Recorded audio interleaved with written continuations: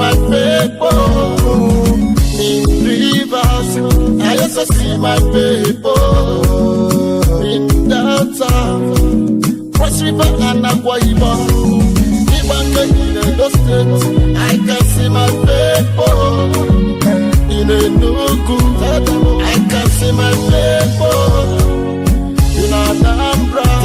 I also see my people in Ebonyi, Imo and Aja, Igala and Ijama, Biafra, Allah, Biafra, Allah, Biafra, Allah, Biafra, Allah, Biafra, Anamirazisa, Biafra, Indamaka, Biafra, Obodo Kukutelema, Biafra, Obodo Kukutelema. How good a place and it could be for good and man to see the unification of all Biafrans. Hasn't been said already, let it be done. We are the children of Chukwokike and Biafra. Hey, we are one family. We say DNA, descendants of David. Descendants of parody, so we are one people. We are traceable to the land of Israel. Our ancestral Allah, Biafra, Allah, Biafra, Allah, Biafra, Allah, Biafra, Anamirazisa, Biafra, Indamaka, Biafra, Obodo Kukutelema, Biafra. Listen, no more divide and rule. Let's my people and no longer fools. We now know who we are.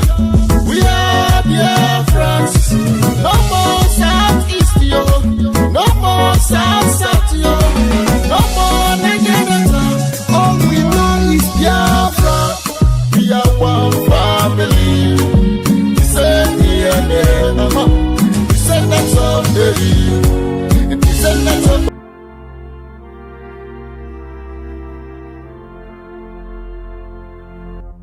Land of the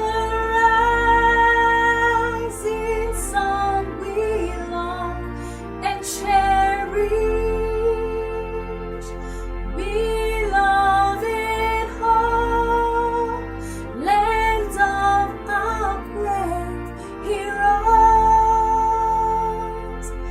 We must defend our lives, so we shall perish. We shall protect our hearts from all our foes. But if the price is dead for all we hold dear, then let us die without a shred of This is the Broadcasting Corporation of Biafra, BCB, bringing you news, cultural, and educational programs. This is BCB, the Broadcasting Corporation of Biafra. This is BCB, the Broadcasting Corporation of Biafra, the voice of the voiceless. That voice that has been crying in the wilderness asking for freedom. Calling on you, O God. Our people will greet you all. Let us uphold all that we all envisage. Let today bring us good fortunes and remove all hindrances. Let it be good for all. May we not see our ears with our own naked eyes. The sun have risen, open the doors of opportunities. Lift us all up to see your greatness, to see your glory, to see your great light. Elevate us to that pinnacle. We in the struggle are asking that you should empower our leaders. Give them wisdom. Remove all those that have vowed that the sun will set before they have risen. Light never shines in the darkness. Remove the evil from the land of the rising sun. We call on you, O God of our land. We thank you for giving us the space to see the light of today. We glorify your holy name, great God of our ancestors, the great God of hosts, one that fights for all that has been downtrodden, one that created all. We glorify you. We call upon you today to bring wisdom, to open the eyes of the blind, to cultivate discipline. We hand our media into your able hands, the Broadcasting Corporation of Biafra. Open the doors of understanding. Open the mind of all that will listen. Broaden our horizon. We humbly ask for justice, that all must not turn blind eye to injustice, because injustice anywhere is a threat to all. Crown our effort with all glory. In you, we have a great trust. He say,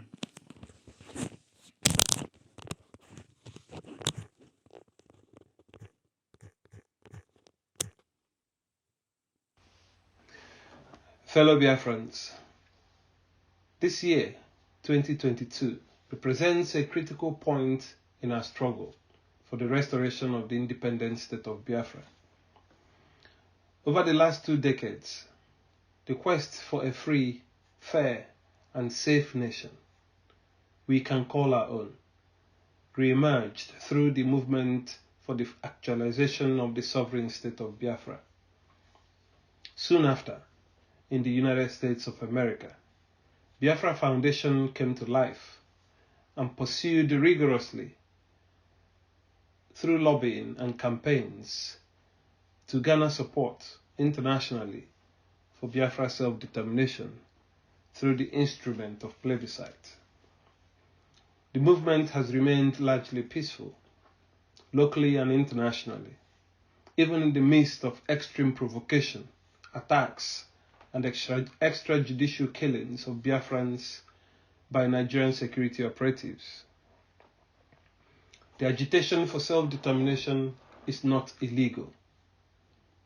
It is a legitimate endeavor, a right enshrined in the United Nations and African Union charters of people's fundamental human rights of association, free speech, and peaceful protest.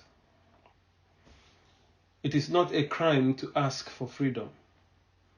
It is not a crime for a people to demand the right to choose for themselves where they want to belong and how they want to be governed. They must not be hounded, imprisoned, or killed for it. No Scottish national has lost their life for campaigning to leave the United Kingdom. No United Kingdom national was killed for campaigning to leave the European Union. But thousands of Biafrans have been killed, disappeared, detained, brutalized for daring to exercise their God-given right to self-determination. Today, I want to remind you that by agitating for a free nation of your own, you are doing the right thing. You must not be further marginalized for it. You must not be further traumatized and further killed by the same forces that have held us down for so long. I want to also urge you never to give up on your hope, your dreams, and your hunger for fair society, for a modern society, and a free society where opportunity, decency, merit, and care for our people and our environment is paramount. Nigeria has become a cursed nation, riddled with mediocrity in leadership, criminal leadership, corruption, inhumanity, terrorism, banditry, jihadism, marginalization of indigenous populations, gross incompetence at all levels. Those who steal from the Commonwealth are holding sway and parading themselves as leaders while destroying everything in their wake. Those who committed crimes of treason, illegally toppling elected governments, have become occupants of Aso Rock and brigands fill the floor of legislative houses, parading themselves as lawmakers while looting the treasury dry. Worse still, they are again parading themselves in a show of shame to continue with their looting and destruction of future generations come 2023. We must therefore continue to fight for a new nation of Biafra, to build for ourselves and generations to come a nation in the true sense of the word, a free, modern, developed nation that cares for her people, that provides conducive environment for all of us to blossom and excel in our life endeavors. With good health care, visionary leadership, great institutions, transport networks of rail, roads, and air and seaports, free market, entrepreneurship, commerce, digitalization, new technologies, innovation, and good paying jobs. Opportunity for us to grow, to establish ourselves and develop ourselves as a people without any shackles, without any intimidation, without marginalization, without hatred, and without being killed. A nation of opportunity, duty, care, and innovation. A free Biafra nation we can all be proud of. And a free Biafra nation our children can all be proud of too. Anyone who goes to equity, therefore, must come with clean hands. So I urge all of us to remain peaceful and resolute, sticking to the facts, as the facts speaks for themselves. The injustices we have suffered and continue to suffer are as clear as daylight. We just need to continue to make the argument for our freedom, and in due time and in due season, it shall come to pass.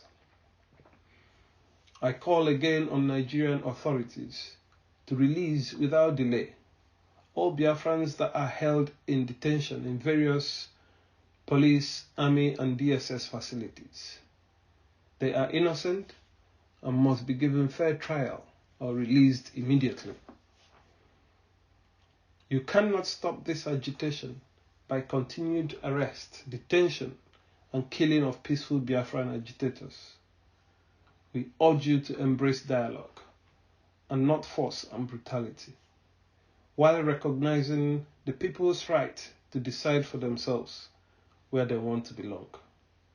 A call for referendum is not a call for war. It is not a call for violence. Fellow Biafrans, it is my prayer that this year will bring a defining moment in our struggle, a moment of realization, a moment of the recognition of the truth and of upholding the truth, a year of liberty and freedom for all peoples of the Southeast, a year that put us firmly on the path to freedom and liberation. Thank you, and God bless you all. And may God bless the state of Biafra.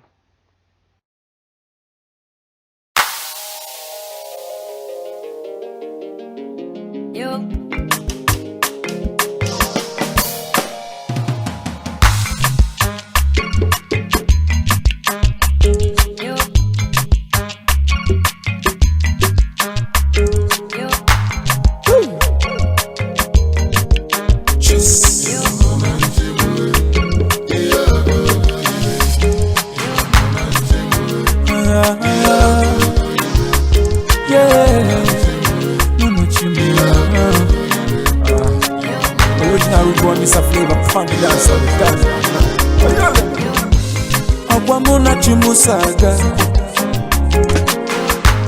Okwamuna chimuso aga nenu wano Oninya chukunya lumuka mujaga Chiomale Okwamuna give for life Ewu Ogono gondo na risikenu Oboya kanye nado Mayo kuru Wisdom human understanding. Okwaya kanye na yo. Okwajodolu oneka muga ponu. Akwalele kamu nebe nebe. Ichu wabo okwamuna chimusaga. Ijawele okwaya kanye na yo. I jebe, I never, I jebe, I never, if we be kind, Jona, I jebe, I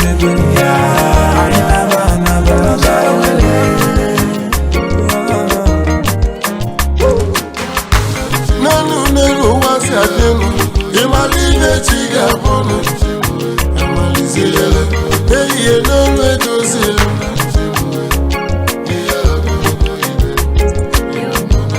Baganila, who won't believe on a flam? You tell a mama, and I know get Gunara.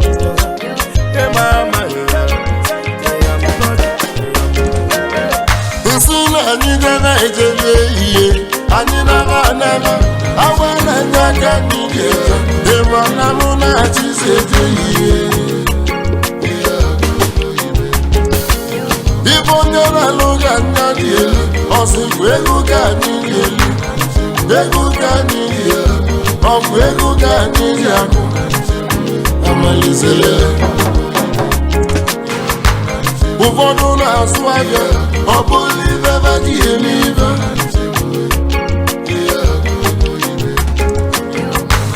Uvono na swagger, or believe ever deliver. Uvono mwana na macha, or believe ever deliver. And I know can believe. Some guys in a tour, or believe ever deliver. This is BCB News Bulletin. Haitian nationals visit Enugu State. The Guardian reports that Enugu State Governor Ifeanyi Ugwuanyi received a Haitian delegation at the Government House, Enugu, on January 22nd, 2022. The 10-person delegation led by Senator Moise Jean-Charles was on a historical homecoming mission to Enugu. According to The Guardian, the delegation had come to, quote, the historical capital of Igbo land to perform conventional Igbo rituals such as traditional naming and name adoption after they traced their roots to Igbo land, unquote. The governor commended the delegation for, quote, keeping a date with history, unquote, and emphasized the significance of the visit, quote, today is a new beginning for all of us, he said, adding, we open our doors to you and we are ready as we have demonstrated. We also want you to know that changing your names is in agreement with the Igbo tradition that you have a new name for a newborn. Today, you are born new in Enugu State and in the land of your fathers. Congratulations, unquote. Senator Moise Jean-Charles, the leader of the delegation, thanked Governor Ugwuanyi and recounted the similarities between Haiti and Enugu. He said, quote, I have not come here as a foreign person. I have come back home. Before I keep on talking, I want to, on behalf of all Haitians, all the Blacks in Haiti, thank you for receiving us after 218 years, unquote. No water to drink. Enugu's water crisis escalates. Water scarcity is crippling Enugu State, particularly the city of Enugu. According to eyewitness reports, people can be seen daily carrying water to their homes in jerry cans and all sorts of containers. One resident in a video now on social media reports that the water problem this year seems to be more acute than in the past. He points out that the Water Board has reduced its water service from 3 times a week as of last year, 2021, to once a week this year. Do they not know that water is a right? BCB asks. We suppose that we should not be talking about rights in a place where neither the federal government nor the state government respects human life and dignity. Our people are suffering, Biafrans. Our people are suffering. In addition to the rising cost of food items, so much insecurity, residents now must contend with an increasingly acute water crisis. When BCB asked a student at the university about the situation, the student told us that the water crisis is all over the state, but worse in Enugu town. He added, quote, "A gallon, that is 25 liters of water, costs 80 to 100 naira," unquote. The water crisis affects the cost of housing also. According to this student, rent for a room that has access to water is about 250,000 naira a year, in comparison to rooms without water, which cost between 100,000 to 120,000 naira a year. We note that most of these students do not have much financial resources and must take up work or invent some to engage in some business to support themselves. So, how can they survive in such an environment? Follow us as we return to the crisis facing our youth in the future. But we ask, where is Governor Ugwuanyi? Governor Ugwuanyi held an emergency security meeting earlier in January with stakeholders of Ihamufu in Isiuzo Local Government Council, as well as heads of security agencies in an attempt to resolve the security problems in the area. In attendance were the Bishop of Ihamufu Diocese, Anglican Communion, Right Reverend Daniel Olinya, other clergymen, and traditional rulers. The group was optimistic that the outcome of their meeting would solve the security problem the community has been experiencing. Nigerian troops kill IPOB ESN gunmen in Ihiala. Vanguard Nigeria reports that, quote, troops of the Nigerian army have neutralized 4 indigenous peoples of Biafra, IPOB Eastern Security Network gunmen at Ihiala, Anambra State, unquote. According to the newspaper, quote, a statement by Brigadier General Onyema Nwachukwu, Director, Army Public Relations, said that the gunmen who were trying to enforce IPOB's sit-at-home order fired sporadically in and around a filling station in Ihiala, unquote, leading to the military's interception of the gunmen, who included their leader, Ejike, and 3 others. It is a road revolution in Imo State. According to the Imo State Commissioner of Information, Declan Emelumba, the security situation in the state has improved significantly. He blamed the crisis on bitter politics, which he claims, quote, has been orchestrated by opponents of Governor Hope Uzodimma, unquote. Asked by The Guardian about Governor Uzodimma's achievements during his 2 years in office, the commissioner pointed to what he describes as a road revolution. He stated, quote, a lot of people find it difficult to believe that within 2 years, we have commissioned 32 roads, and as we speak, 60 more roads are under construction. A lot of people will also not believe that within 2 years, we have been able to address major infrastructural challenges in Imo State, like the Relief Market Road and the Lake Mwebere Road. Houses there were not only swallowed by the flood, but also overgrown by grasses until the governor came and used the balloon-driven technology to tackle flooding on that road. So, in terms of road infrastructure, which we call road revolution. We have surprised everybody, and the opposition is dumbfounded. They are now throwing sand because there is nothing they can say, unquote. He continued, quote, apart from the road revolution, we have revived a civil service that was lost under the previous administration, unquote. Well, Biafrans or Imo State people, this is quite interesting. Ask the ordinary residents of Imo State, and they will tell you that they have not witnessed any road revolution. Of course, that is why many people would find the claim difficult to believe, as the commissioner has acknowledged. The ordinary citizens of Imo would say that the so-called road revolution exists only in the imagination and personal pockets of the commissioner, his Supreme Court governor, and their sycophants. Many roads in Imo State remain flooded or in a state of disrepair. Take the Umuahia Aba or Owerri Umuahia Road, for instance. Those are two major trunk roads used for a lot of business. Yet, they are riddled with potholes. A wise governor would make sure that those roads are well maintained and safe. Has this commissioner or the governor talked to those who use it daily? How often have they traveled on those roads? In fact, traveling on any road in Imo or even the Southeast, for that matter, is the equivalent of carrying your coffin on your back. So, shall we hail the Imo State governor's road revolution that has yet to happen? Elsewhere in Imo State, tragedy struck as youth protest the killing of a cameraman. According to Punch News,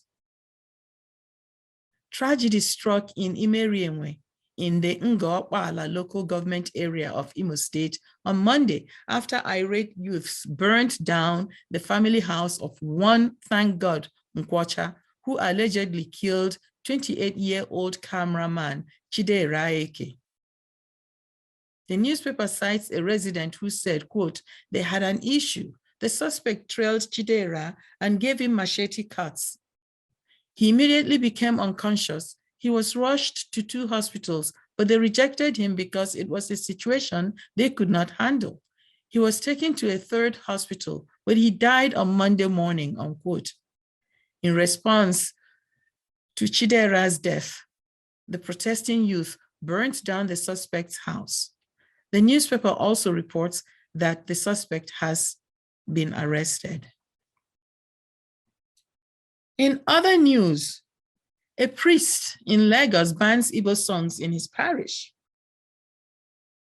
According to Channels TV, the Catholic Archdiocese of Lagos has suspended the parish priest of Holy Trinity Catholic Church, Ewuowa Berigbe in Ikorodu, Lagos, Reverend Father James Anelu, for banning Igbo songs and choruses in his parish.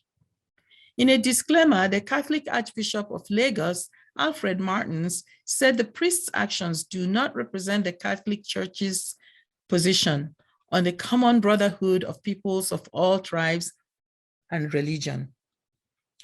Reverend James Anelu, parish priest of Holy Trinity Catholic Church in Ikorodu, banned Igbo songs in his parish beginning February 8, 2022. Arise News reports that, quote, in the midst of an uprising against his announcement, Reverend Anelu stood on grounds that the parish was based in Yoruba land and threatened parishioners with the wrath of God.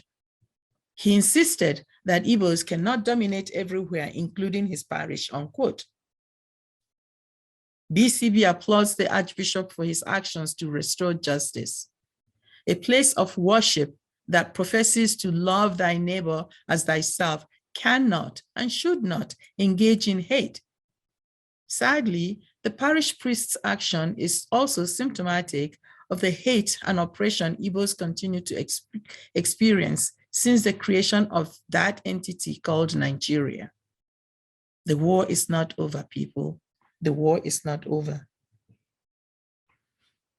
In a related development, the Human Rights Writers Association of Nigeria, Huriwa, has expressed shock over the callousness and crude wickedness of terrorists, Miyetti Allah, who unleashed venomous and blood-curdling violence on innocent villagers in Zamfara state.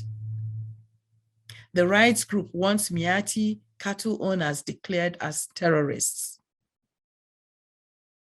Human trafficking in Kano. The Guardian reports that on February 1, 2022, quote, no fewer than 113 teenagers regained freedom from an illegal rehabilitation center in Kano State, following a rescue operation carried out by Kano State Police Command. Sadly, the operators of the facility had reportedly tortured one of the victims, Aminu Ado, to death before the rescue operation, unquote. According to the spokesman of the command, SP Abdullahi Kiyawa, quote, news of the illegal confinement leaked to the public when 10 of the children reportedly escaped from captivity, leading to a manhunt to uncover the facility, unquote. He added that on receipt of the report, the Commissioner of Police, CP, Samaila Diko, immediately instructed detectives led by Abdul Karim Abdullahi to mount 24-hour surveillance, verify the report, rescue the victims, and arrest the culprits. The team immediately swung into action, and the report was found to be true. He added, when we uncovered the home, we found 113 inmates locked up in a hall, some with various degrees of injuries resulting from torture. We have since taken them to Murtala Mohammed Specialist Hospital, Kano, for treatment and handed over to the state government. BCB notes that human trafficking is modern-day slavery. It affects everyone. It is a crime against humanity. It is an international crime. Today, it is estimated that there are over 4 million people under slavery globally. Human trafficking is a multi-billion-dollar business that generates over $150 billion annually. No nation is safe. No community is safe. Human traffickers prey on the vulnerable, especially the poor, homeless, women, and children. Nigeria has also been identified as a hot place for human trafficking. People, learn to identify the signs of human trafficking. Learn to protect yourselves and your communities. If you see something, say something. You can always call the National Agency for Prohibition of Trafficking in Persons, NAPTIC. Enter the code 627 or *627#. Please help save lives. It is Chibok again, as 17 girls are abducted near Chibok. According to the Associated Press, Islamic extremists have abducted 17 girls in northeast Nigeria. On January 20th, members of the Boko Haram jihadi group attacked Bemi, a village in the Chibok local government area of Borno State, and abducted about 17 girls. The state is also the area where Boko Haram's decade-long insurgency against the Nigerian government has been concentrated. The incident came days after a 27-minute video was released by the Islamic State West Africa Province, ISWAP, reportedly showing child soldiers being trained and a boy of about 12 years old executing 2 members of the Nigerian military. In a statement late Friday after the abduction, the Islamic State group also claimed responsibility for killing many Christians and setting fire to 2 churches and several houses during an attack on the Borno town of Bimi. The media outlet indicates that, quote, authorities blame Boko Haram for the killing of tens of thousands of people in Nigeria and neighboring countries in West Africa, unquote. And now, top issue in the news is amending a flawed national constitution. 1999 Nigerian Constitution Amendment Bill. The Vanguard reports that, quote, some members of the National Assembly have disclosed that they have not stopped work on the process of amending the 1999 Constitution, assuring Nigerians that the amended document will be ready before the end of the 9th National Assembly, unquote. Well, what does this mean? What does this amendment mean? According to the newspaper, a Mr. Bamidele Salam, who represents Ede North, Ede South, Ebedoro, Ejigbo Federal Constituency of Osun State, gave an insight into the aspects Nigerians want to be amended. He said the Southwest wanted devolution of powers and true federalism more than anything, and the creation of more states was more dominant from the Southeast.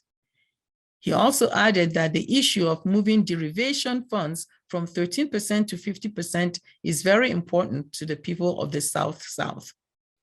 The lawmaker also said the policing system would be touched by the amendment, saying it was out of place for the police to draw resources from the states and local government, while those who they benefit from have no say in their operations. Nigerian Presidency 2023, presidential age questions. Quote, we won't vote for presidential candidates over age 60, unquote, declared the Nigerian Youth Union, NYU.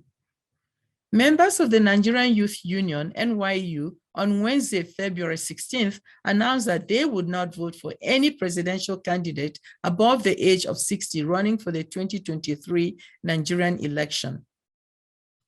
Speaking on behalf of the organization during the first national non-elective convention of the organization in Abuja, NYU President Chinamso Obasi said that Nigerians must search for the very best candidate to lead Nigeria. The organization advised Nigerians on the qualities to look for in a candidate before adopting or voting for any politician running for Nigeria's next president. This is BCB. Let's take a short break.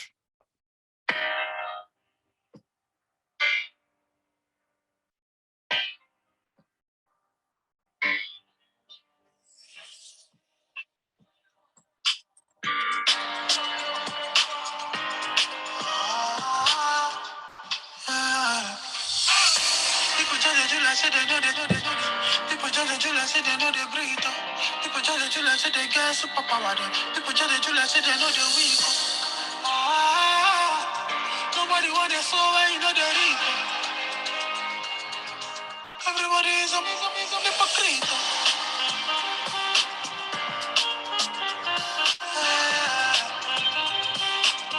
Everybody is a hypocrite.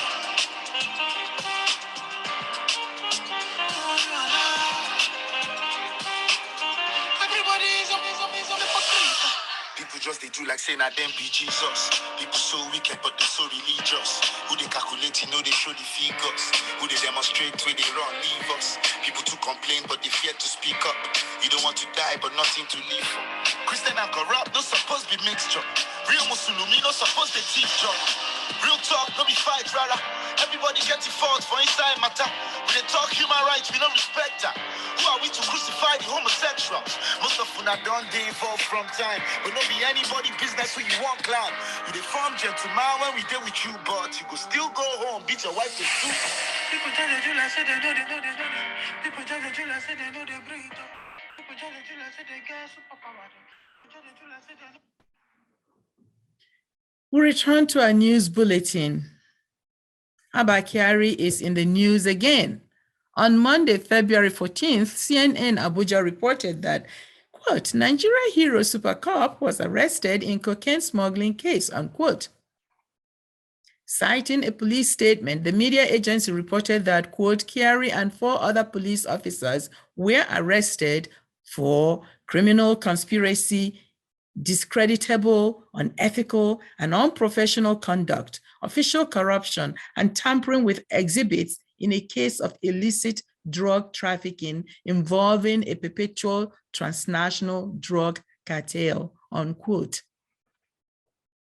The article noted that, quote, Kyari was suspended last August following an FBI indictment linking him to money launderer Ramon Abbas, also known as Hush Puppy, who is awaiting sentencing by a US court for his role in cyber crimes, unquote.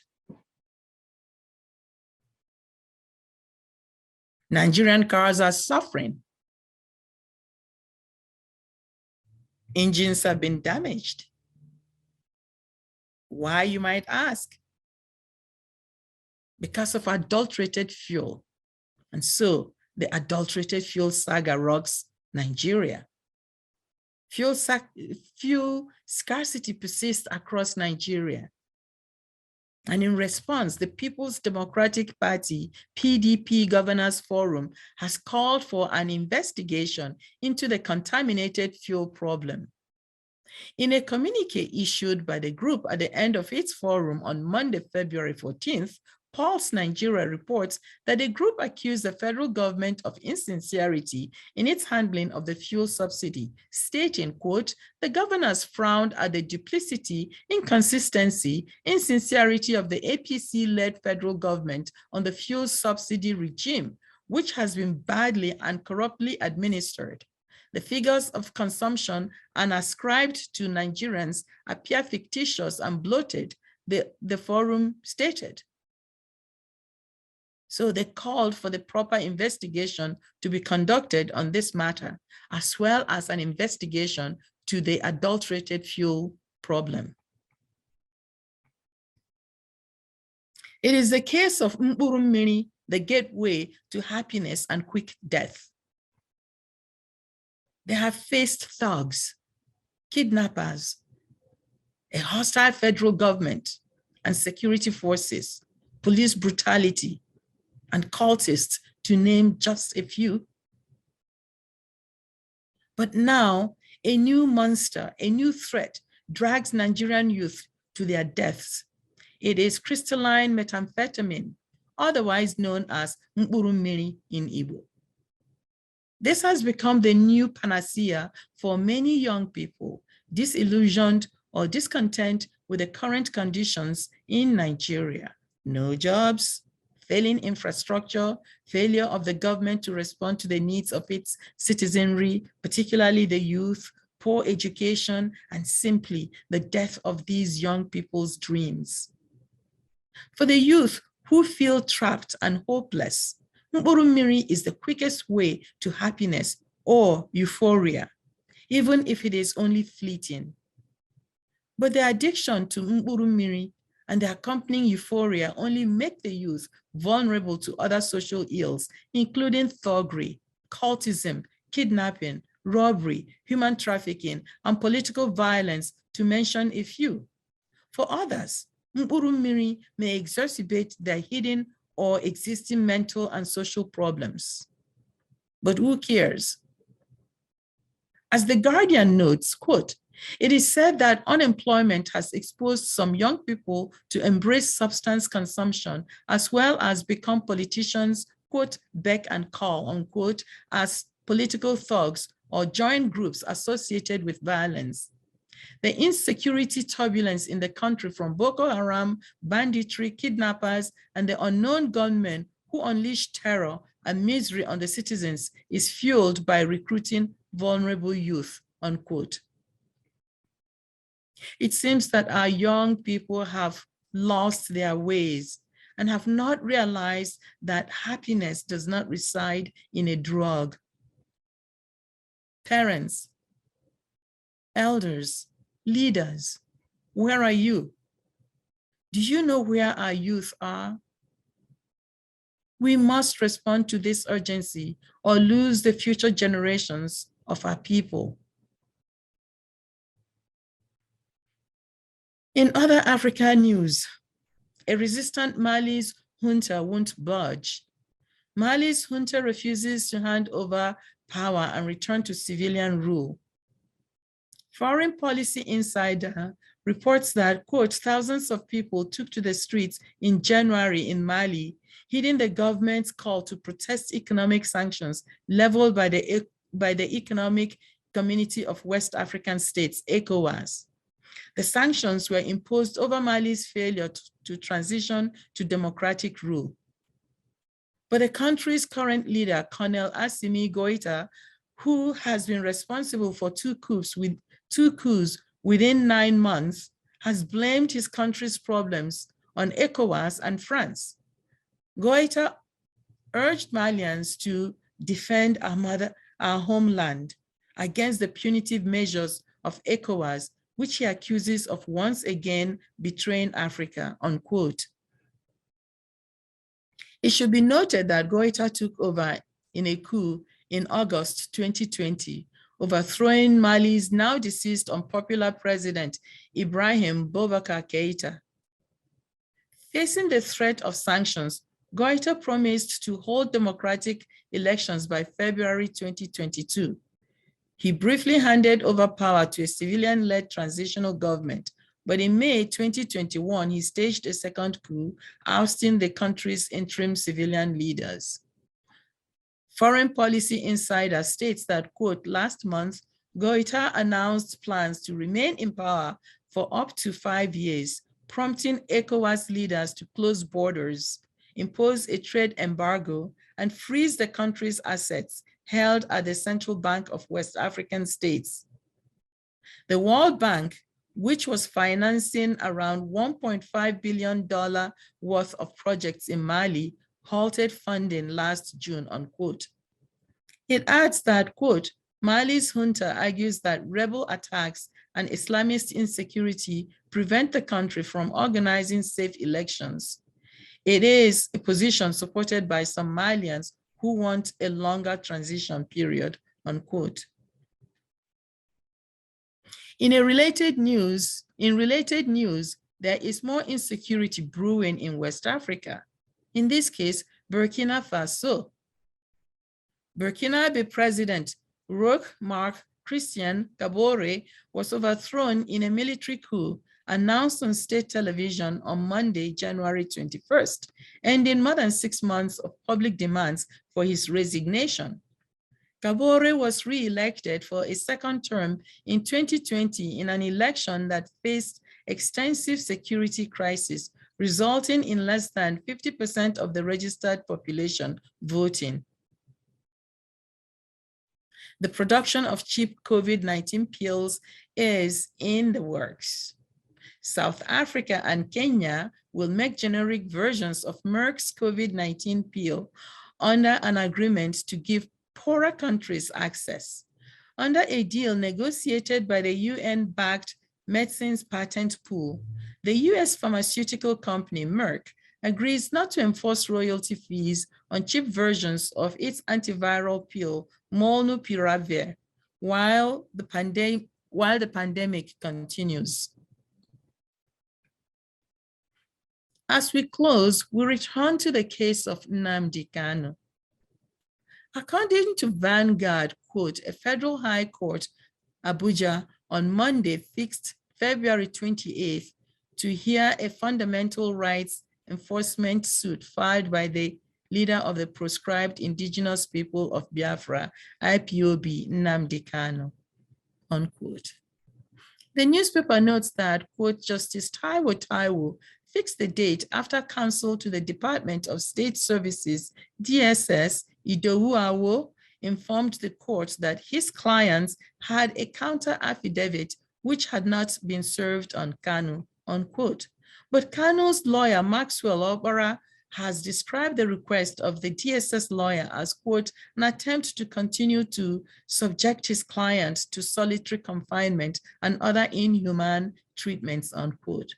While in court on Wednesday, February 16th, Kanu, who spoke through his lead counsel, Chief Mike Ozokome, told Justice Binta Nyako that he was going blind because his glasses were damaged by security agents during his arrest. Kanu also complained that he had not been allowed to wear the clothes brought to him by his family.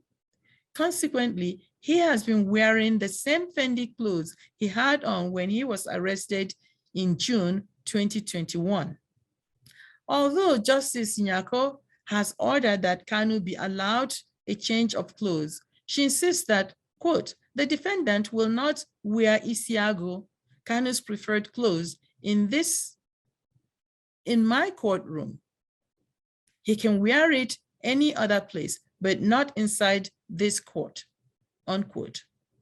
Meanwhile, in the Southeast, Igbo communities have continued to adhere to a sit-at-home order in solidarity with Kanu.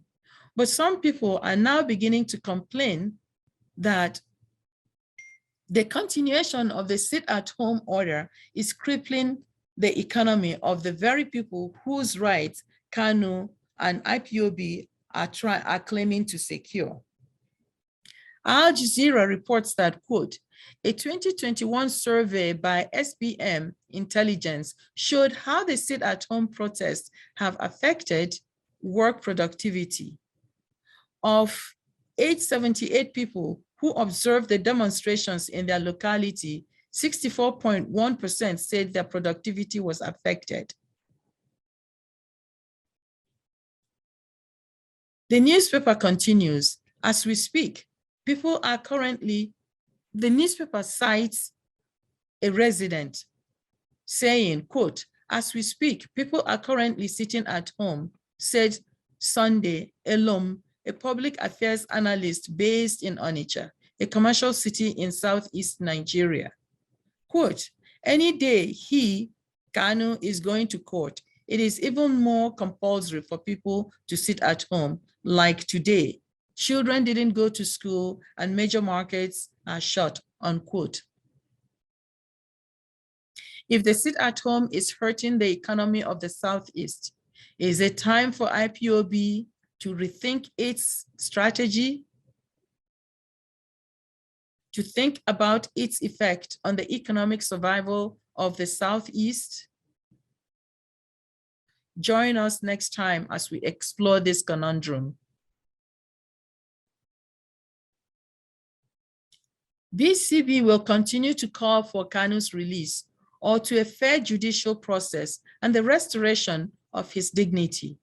We also want to emphasize that this trial is a distraction from the urgent issue at heart, which is the continued oppression of Biafrans.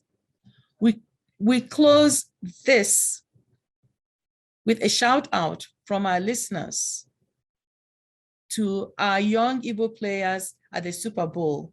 They include Chidobe Awuzie and CJ Uzoma of the Cincinnati Bengals and Obonna Okoronkwo of the LA Rams, Igbo Kwenu. This ends our news bulletin. This is BCB, and I am Rose Ama. This is the Broadcasting Corporation of Biafra, BCB. Zeal Sounds. Mr. Pro, I'm doing it. Moko on the beat.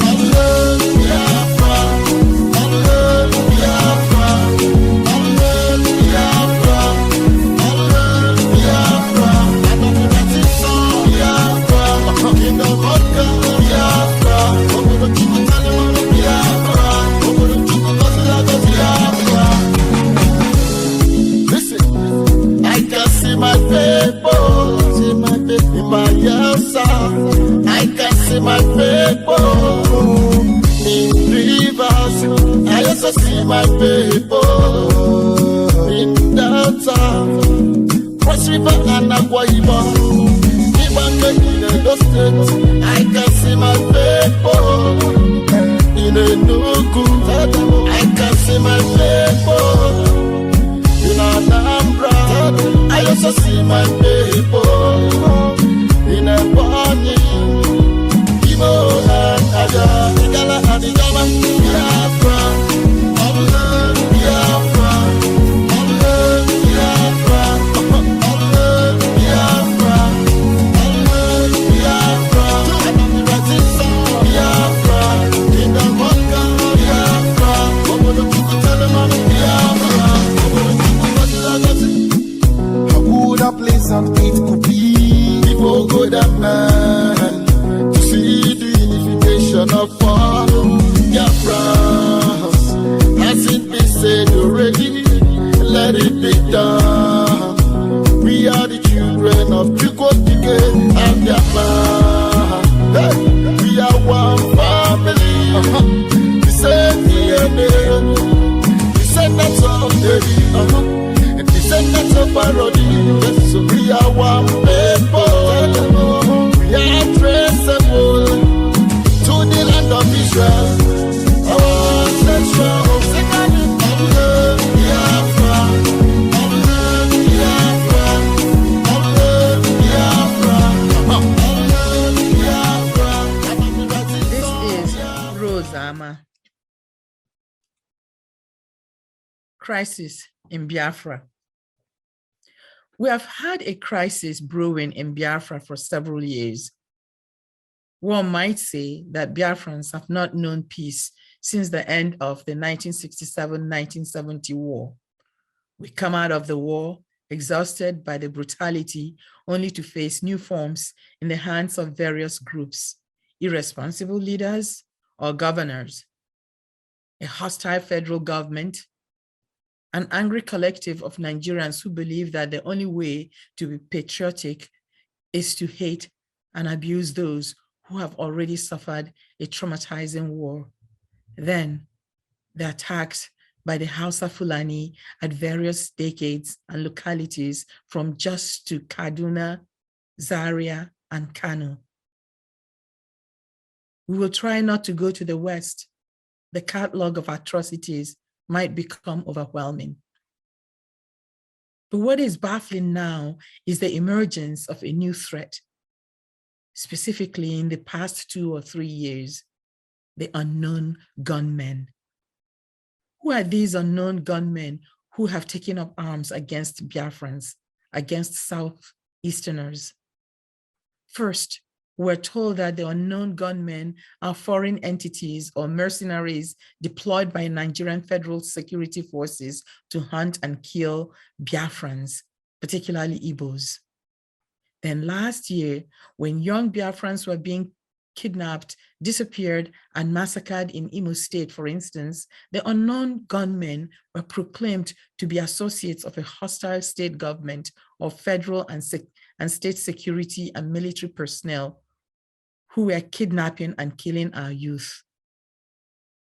When some local elders and chiefs were kidnapped and killed, the acts were attributed to some unknown gunmen.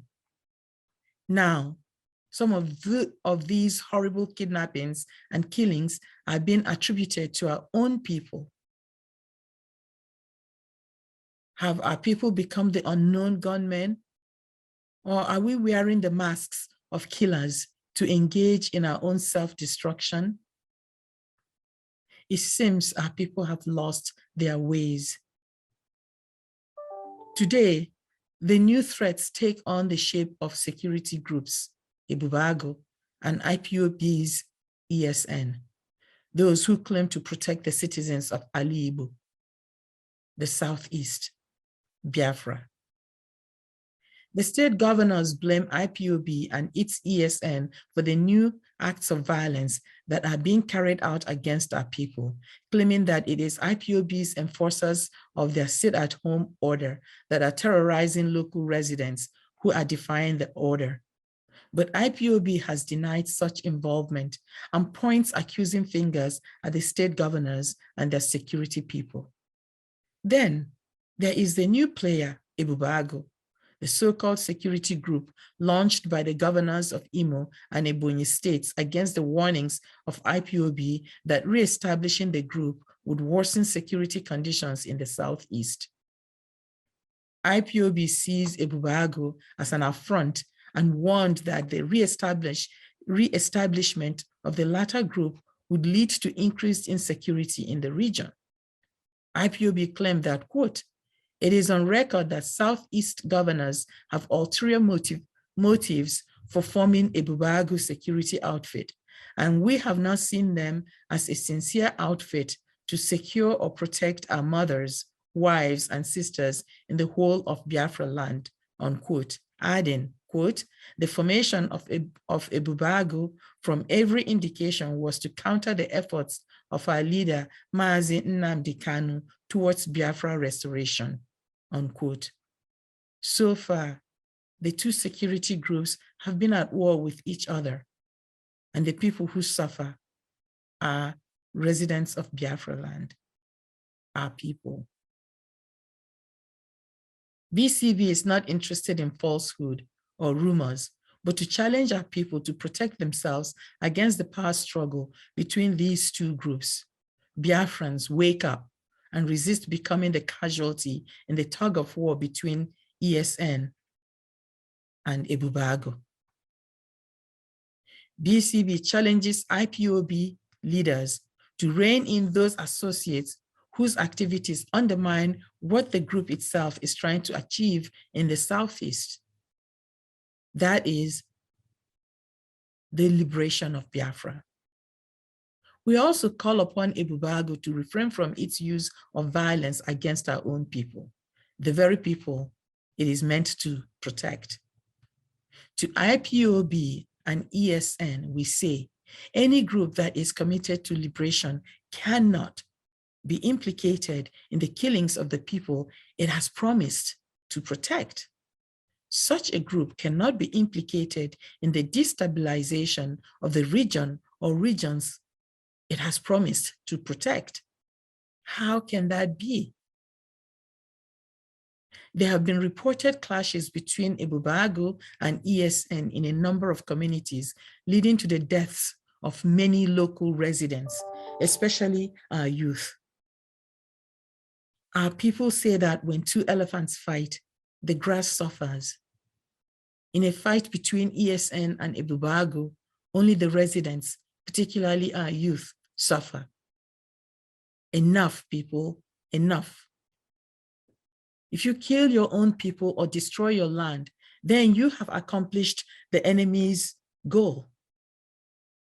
Today, Biafrans are experiencing an unprecedented level of insecurity, escalation of violence, a failing economy, and growing abjection. Many are wondering who currently is the enemy. We are now in a war zone, an elder told me. A video shared on various platforms shows people fleeing from gunfire somewhere in Awamama. The narrating voice echoes the worries of the elder. The voice describes the situation as a second Biafra war, and the video's text claims that, quote, Ebubeaghu is massacring our people in Awamama. Listen, and you decide.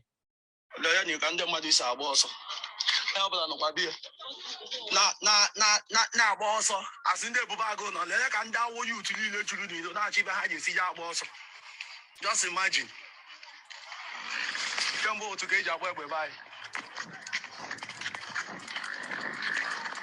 I have at least a can and that is safe. I war zone. I have Biafra second to Canal, and I have Biafra second to Canal. Those engaged in these acts are helping to destabilize our land. What is freedom if we no longer have a land to return to or security in our land? What is freedom if your people no longer trust you? What then are you fighting to protect? These perpetrators of violence have reproduced and are inflicting on our people the violence that the federal government and the Fulani herdsmen were using against us a few months ago. How can that be? Whether this violence is by Nigerian security forces, Fulani herdsmen, some renegade group, or secret faction of IPOB, and ESN, or Ebubago, BCB denounces violence. We strongly denounce violence of any form. As fellow sojourners in this struggle for Biafran freedom, we ask IPOB's leadership to critically take stock of the activities of its associates in relation to the security of our people in Biafra. Rein in those who go against your promises to protect our people and hold everyone accountable, including yourselves. We call the Southeast governors, especially those who helped to install Ebubago, to restrain their group and refrain from killing innocent residents and our youth. Turning our region into a war zone will not bring us peace or security. Ordinarily, Ohaneze and other elders of the land should guide us here. But where are they? Where indeed are they? Why are they quiet? Biafrans, are you listening? It is now time to stand up, wake up. Take hold of your lives. Hold these groups and the governors accountable. This is Rosama, and this is BCB. Fellow Biafrans, this is Rosama. We close our program with a return to Ojukwu's journal entries for inspiration. The meeting at Aburi, Ghana was on January 6th, a month earlier. We are now in February. It is the post-Aburi meeting period, and Ojukwu has been writing Gawan since the meeting, encouraging the implementation of the agreed upon actions at Aburi. Nothing seems to be happening, and Ojukwu is beginning to worry. In this section of his journals, we focus on his entries between February 1 and the 25th, 1967. We are only going to look at excerpts. So listen to Ojukwu as he describes the nature of the events as they unfold. Listen to how they relate to what we now face as Biafrans, or Southeasterners, or Igbos, however you identify yourself, and then you decide. As I mentioned, we are only looking at entries between February 1 and the 25th, 1967. However, we will only share some excerpts. So we begin with February 1. The Atrocities Commission ends its 49-day public sitting with recorded sworn evidence from 253 witnesses and a total of 498 exhibits. Bear in mind that Ojukwu has set up an Atrocities Commission to look at the events of 1966, the pogrom. February 15th through the 24th, Eastern Nigeria tries without success to present her case of genocide against Nigeria before the Commission of Human Rights of the United Nations. The delegation forwarded our case in Memorandum on the Deliberate and Continuous Contraventions by Nigeria of the United Nations Charter on Human Rights and her practice of genocide. February 17th to the 18th, secretaries to the military governments and other officials meet in Benin on a second draft decree on decentralization. And now in this section, Ojukwu titles it Breach of Aburi Accord. It is his broadcast on February 25th, 1967, He has sent letters to Gowon pressing for action, and he has indicated that he's worried, but Gowon has not responded. Okay, and in fact, earlier around January 28th, he had entered that Aburi's date for the meeting of the Supreme Military Council had come and gone and nothing had happened. Okay, so now we are on February 25th, and this is Ojukwu's broadcast. I am not going to read the entire broadcast, but I'm going to read sections of it so that we understand how Ojukwu is looking at the situation and also how he begins to justify some of his actions. A little over a month ago, the whole country rejoiced at the prospect of a fast return to normal conditions. This was after the historic meeting at Aburi in Ghana, where Nigerian military leaders held their first meeting since the tragic events of July 29, 1966. We reached unanimous agreement on a wide range of matters. Today, all the high hopes and confidence born out of Aburi seem to be waning. There is evidence that those in authority in Lagos are determined to repudiate or evade the agreements reached unanimously. Unnecessary confusion has been infused into the whole issue, both from within and from without, and the country is once again drifting dangerously. Eastern Nigeria has gone through terrible tragedies in recent months. Apart from the wounds of the recent pogrom, we have on our hands 181,800,000 refugees who must be catered for. The people of this region have a right to decent life, peace, and harmony.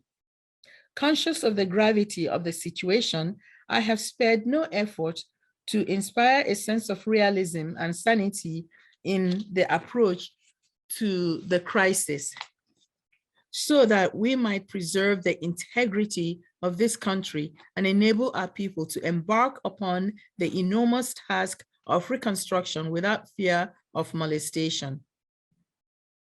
I tried hard for several months to persuade my colleagues to hold a meeting outside Nigeria where the security of all the participants would be assured. For long, this suggestion was treated with levity by Lieutenant Colonel Gowon, but eventually it was unanimously agreed that the meeting should be held in Ghana. Okay, pause. Let's think about that. Okay, he said to us, he's worked to at least maintain some peace. And it seems the partners are not willing to work with him. Okay, I'll save the commentary and then I'll read the other section where Ojukwu explains why he went to Ghana. And he provides us with a number of explanations. So listen, and I will do my best not to comment. I will read at the end, we will close, and then you decide on your own. Why did I go to Aburi? First, because after the events of July 29th, 1966, there was no single authority in Nigeria which could command the allegiance and obedience of the entire peoples of Nigeria or give protection to their lives and property. It became imperative, therefore, to recreate the Supreme Military Council in such a manner as to establish its authority and ensure its impartiality in matters affecting Nigeria as a whole, thus removing the possibility of the central authority being solely controlled by a Northerner, an Easterner, a Westerner, or a Midwesterner. Second, in order to preserve the integrity of the country, a solution had to be found to the question of national leadership and chain of command within the armed forces. The Aburi meeting was intended to provide, and did provide, a working basis for solving the problem. Third, it was necessary to arrest the drift in the country and to control the situation so as to enable constitutional arrangements to be made in an atmosphere devoid of fear, tension, and suspicion. I did not go to Aburi as an Easterner. I went there as a Nigerian seeking a satisfactory solution to a Nigerian problem. I did not go to Aburi to seek powers for myself, nor did I go there for a picnic.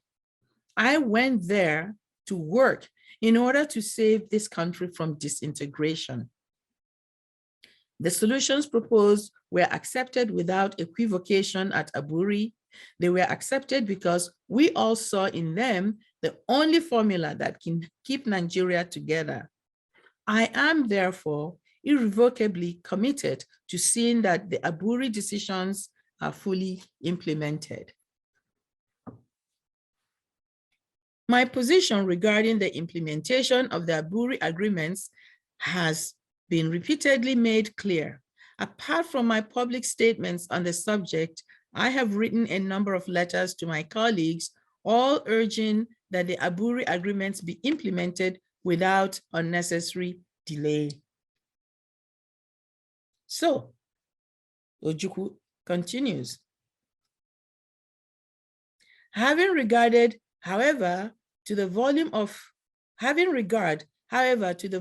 letters and other forms of inquiries and the great uneasiness which appear to be pervading the region as a result of actions on the part of the government in Lagos, such as the non-payment of salaries to both its direct employees and those of its statutory corporations, I have no alternative but to make this statement for two reasons. First, to assure the people of this region that I am bound in honor to the Aburi Agreement, and second, to call for the continued calm and intensified vigilance.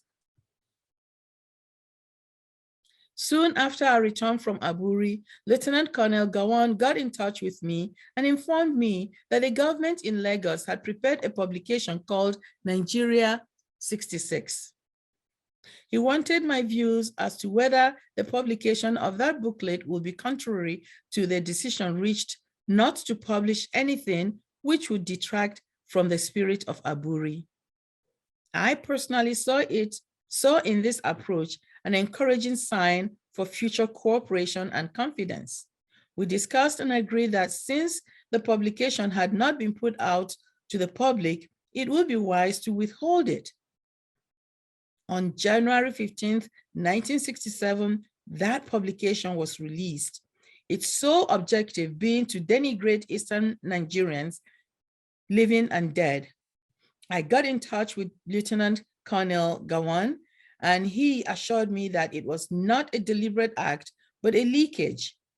This information turned out to be untrue because evidence soon came through that the publication was, in fact, formally launched in Washington, London, Cotonou, and other foreign capitals. What is more, its introduction shows that the draft was completed after the Aburi meeting, most likely even after our discussion. It was the first act of Lagos after Aburi, which shook my confidence in what we tried to do at Aburi. I am going to end here. So you decide for yourselves how the actions that Ojukwu has described on his part and on the part of Gawon, the federal government, how those actions influence what happened next and some of what we are experiencing as Biafrans, Southeasterners, Igbo people today. This is a great season of declaration. If you think about it, all sorts of declaration. Everyone wants to be the next president of Nigeria. And we can hear all the declarations from Ahmed Tinubu to David Umahi, Orji Uzor Kalu, and Rochas Okorocha. So who is left? They all want to be leaders. And there is already so much talk about a president of Igbo extraction. So we watch and we wait. And I hope people will also look at history and listen to history and decide how we enter this new era or this new relationship. A president of Nigeria of Igbo extraction. Well, my people, it is time to go. Let's get wiser. I am Rosama. Till next time, join us. And this is BCB. Thank you.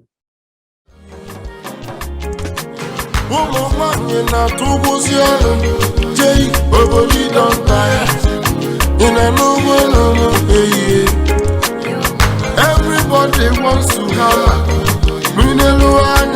Ụfọdụ n'ime ha na-agba ọsọ n'ọlụ. Obolite ihe kogogo, obolite ihe kogogo. Anyị debe edebe, anyị naba anaba. Anyị debe edebe, anyị naba anaba. Ese anyị debe edebe, anyị dawele.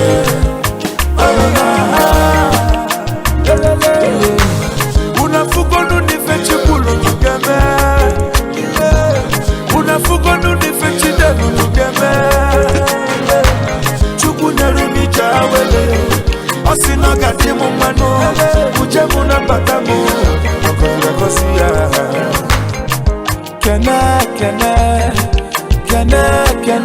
Kene nu chuku njemono. Asimulu kene no dogu njemono. Miliana kone bona tono. Ndi asili na sina fiti. Isi no easy, ifuta no boka inene. Ichwa madamu, abugino nyegekino. One day you go tire, one day you go hala. From you burn it on to fire, you will do coco.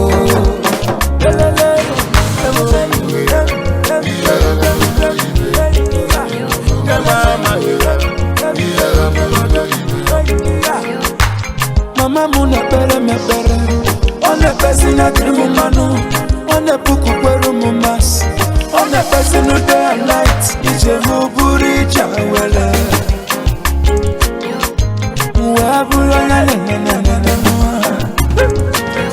I should be no never looking at Karinayo.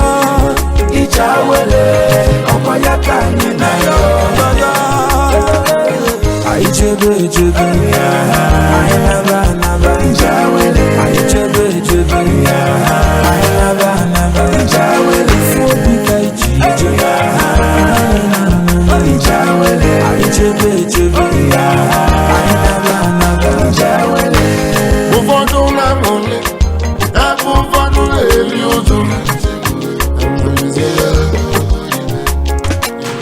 Some people will get food to shop, but they don't get money to shop.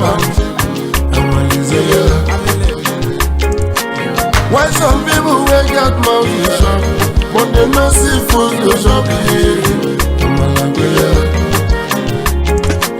They say no condition is permanent, no be for breast the way don't tire. In a no go dead bone shall rise again. No be for breast the way don't samamwe. Aya. Hey Jawele, ayi debe. Ayi naba. Ayi debe. Ayi naba. Ese ayi debe. Hey Jawele.